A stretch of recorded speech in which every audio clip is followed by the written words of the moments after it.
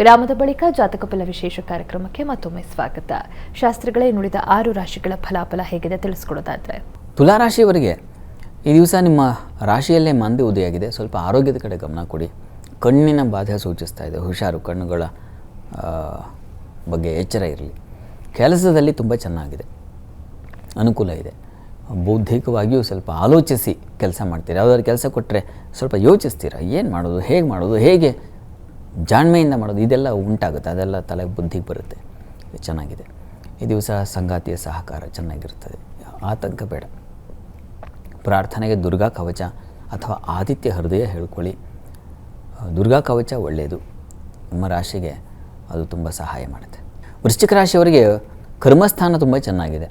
ಹೀಗಾಗಿ ಕೆಲಸದಲ್ಲಿ ಚುರುಕುತನವೂ ಇದೆ, ಜಾಣ್ಮೆಯೂ ಇರುತ್ತೆ. ತುಂಬ ಚೆನ್ನಾಗಿದೆ ಈ ದಿವಸ. ಕೆಲಸದಲ್ಲಿ ತೊಡಕಿಲ್ಲ.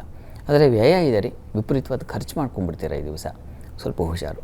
ನಿಮ್ಮ ರಾಶಿಯಿಂದ ಚಂದ್ರ ಶನಿ ಒಟ್ಟಾಗಿದ್ದಾರೆ. ಹೀಗಾಗಿ ಬಂಧುಗಳಲ್ಲಿ ಚತುರ್ಥದಲ್ಲಿ, ಹೀಗಾಗಿ ಬಂಧುಗಳಲ್ಲಿ ಸ್ವಲ್ಪ ಮನಸ್ತಾಪ ಬರಬಹುದು, ಮನಸ್ಸು ಇಕ್ಬಿಟ್ಬಿಡ್ಬೋದು.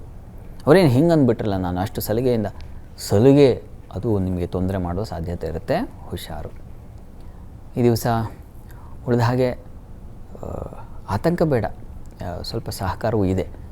ಪ್ರಾರ್ಥನೆಗೆ ದಿವಸ ಹಿರಿಯರ ಸಹಕಾರ ಸಿಗುತ್ತೆ, ಹೀಗಾಗಿ ಆತಂಕ ಮಾಡ್ಕೋಬೇಡಿ.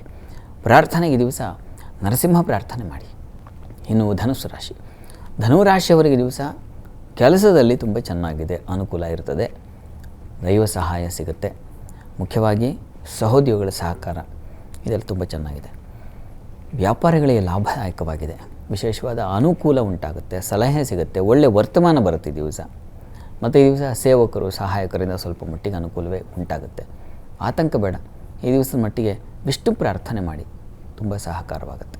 ಇನ್ನು ಮಕರ ರಾಶಿ, ಮಕರ ರಾಶಿಯವರಿಗೆ ದಿವಸ ಕುಟುಂಬದಲ್ಲಿ ಸ್ತ್ರೀಯರಿಗೆ ಹೆಚ್ಚಿನ ಬಲ ಇದೆ, ಅನುಕೂಲ ಉಂಟಾಗುತ್ತೆ. ನಿಮ್ಮ ರಾಶಿಯಿಂದ ವೃತ್ತಿ ಸ್ಥಳದ ಅಧಿಪತಿ ಚೆನ್ನಾಗಿದ್ದಾನೆ, ಜನ್ಮವನ್ನು ನೋಡ್ತಾನೆ. ಈ ಕಾರಣದಿಂದ ಕೆಲಸದಲ್ಲೂ ಹೆಚ್ಚಿನ ಅನುಕೂಲ ಇದೆ, ಸ್ತ್ರೀಯರಿಗೆ ಹೆಚ್ಚಿನ ಮಾನ್ಯತೆ ಇದೆ. ಆದರೆ ವೃತ್ತಿ ಸ್ಥಳದಲ್ಲಿದೆಯಲ್ಲ ಮಾಂದಿ, ಅದರ ಒಂದು ಬಾಧೆ ಇದ್ದೇ ಇದೆ.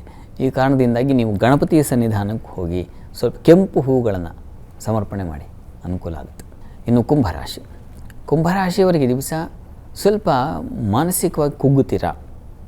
ಕಾರಣ ಷಷ್ಠಾಧಿಪತಿ ಚಂದ್ರ ಜನ್ಮವನ್ನು ಸೇರಿದ್ದಾನೆ. ಮನೋವ್ಯಥೆ, ಇದು ಮನಸ್ಸಿಗೆ ತುಂಬ ಪೆಟ್ಟು ಬೀಳೋ ಸಾಧ್ಯತೆ ಇದೆ. ಇನ್ನು ಈ ದಿವಸ ಭಾಗ್ಯದಲ್ಲಿ ಮಾಂದಿ ಇದ್ದರೆ ಸ್ವಲ್ಪ ಅದೃಷ್ಟಹೀನತೆ, ದೈವ ಎಲ್ಲವನ್ನು ತುಂಬ ದೂರ ಮಾಡಿಬಿಡುತ್ತೆ. ದಕ್ಕಬೇಕಾದ ಫಲ ತಕ್ಕೋದಿಲ್ಲ ಸರಿಯಾದ ಸಮಯಕ್ಕೆ, ಅದು ನಿಮಗೆ ಬಾಧೆ. ಜೊತೆಗೆ ಕೆಲಸದಲ್ಲಿ ಸ್ವಲ್ಪ ಪರಿಶ್ರಮ ಚೆನ್ನಾಗಿದೆ, ತೊಂದರೆ ಇಲ್ಲ. ಅಲ್ಲಿ ಗುರು ಜೊತೆಗಿದ್ದಾನೆ, ಹೀಗಾಗಿ ಅನುಕೂಲ ಇದೆ. ಪ್ರಾರ್ಥನೆಗೆ ದಿವಸ ನೋಡಿ, ಗಣಪತಿ ಪ್ರಾರ್ಥನೆ, ಗಣಪತಿ ಸನ್ನಿಧಾನದಲ್ಲಿ ಈ ದಿವಸ ಗರಿಕೆ ಸಮರ್ಪಣೆ ಮಾಡಿದ್ರೆ ಬಹಳ ಒಳ್ಳೆಯದು. ಇನ್ನು ಮೀನರಾಶಿ, ಮೀನರಾಶಿಯವರಿಗೆ ದಿವಸ ನೋಡಿ, ಚಂದ್ರ ಶನಿ ಒಟ್ಟಾಗಿ ವ್ಯಯದಲ್ಲಿದ್ದಾರೆ. ಈ ಕಾರಣದಿಂದಾಗಿ ಹಿರಿಯರ ಕಾರಣದಿಂದಾಗಿ, ಸ್ತ್ರೀಯರ ಕಾರಣದಿಂದಾಗಿ ಅತಿಯಾದ ವ್ಯಯ ಉಂಟಾಗುತ್ತೆ. ಜೊತೆಗೆ ಅಷ್ಟಮದಲ್ಲಿ ಮಾಂದಿ ಇದ್ದರೆ ಲಾಸ್ ಜಾಸ್ತಿ ಆಗುತ್ತೆ. ವ್ಯಾಪಾರಿಗಳಿಗೆ ತೊಡಕುಂಟಾಗುತ್ತೆ, ನಷ್ಟ ಅನುಭವಿಸ್ತೀರ, ಕ್ಲೇಶ, ದುಃಖ, ಸೋಲು ಅಂತೂ ಈ ದಿವಸ ಸ್ವಲ್ಪ ವೀಕ್ ಆಗಿದೆ. ಮೀನರಾಶಿಯವರು ಏನಪ್ಪ ಮಾಡೋದು, ವೀಕ್ ಆಗಿರೋದ್ರಿಂದ ಹೊರಗೆ ಬರಬೇಕಲ್ಲ, ಧೃತಿ ಬರಬೇಕು, ಧೈರ್ಯ ಬರಬೇಕು. ಇದಕ್ಕೇನು ಮಾಡೋದು, ನೀವು ಕೂಡ ಗಣಪತಿ ಪ್ರಾರ್ಥನೆ ಮಾಡ್ಕೊಳ್ಳಿ. ಈ ದಿವಸ ಸಂಕಷ್ಟ, ನಾನು ಪ್ರಾರಂಭದಲ್ಲೇ ಹೇಳಿದೆ, ನೋವಾದರೆ ನೋವಿಂದ ಹೊರಗೆ ಬರಲಿಕ್ಕೆ ಗಣಪತಿ ಪ್ರಾರ್ಥನೆ ಅಂತ ತುಂಬ ಸಹಾಯವಾಗುತ್ತೆ. ಗಣಪತಿ ಸನ್ನಿಧಾನಕ್ಕೆ ಹೋಗಿ ಒಂದು ಪಂಚಾಮೃತ ಸೇವೆಯೋ ಅಥವಾ ಮೋದಕ ಸಮರ್ಪಣೆಯೋ, ಏನೋ ನಿಮ್ಮ ಶಕ್ತಿ ಏನೋ, ಭಕ್ತಿ ಏನೋ ಅದನ್ನು ಮಾಡಿ. ಈ ದಿವಸ 12 ರಾಶಿಗಳವರು, ರಾಶಿ ಗೊತ್ತಿಲ್ಲ ಅಂತಕ್ಕಂಥವ್ರು ಹೇಳಬಹುದಾದ ಮಂತ್ರ ಗಮನಿಸಿ.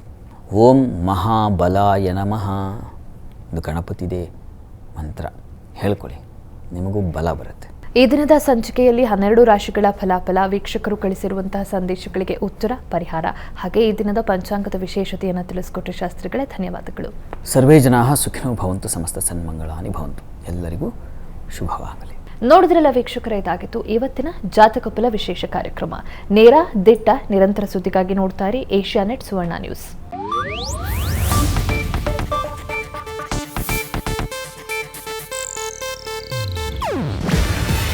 ಇದು ಏಷ್ಯಾನೆಟ್ ನ್ಯೂಸ್ ನೆಟ್ವರ್ಕ್ ಪ್ರಸ್ತುತಿ. ನೀವು ನೋಡ್ತಿದ್ದೀರಾ ಏಷ್ಯಾನೆಟ್ ಸುವರ್ಣ ನ್ಯೂಸ್.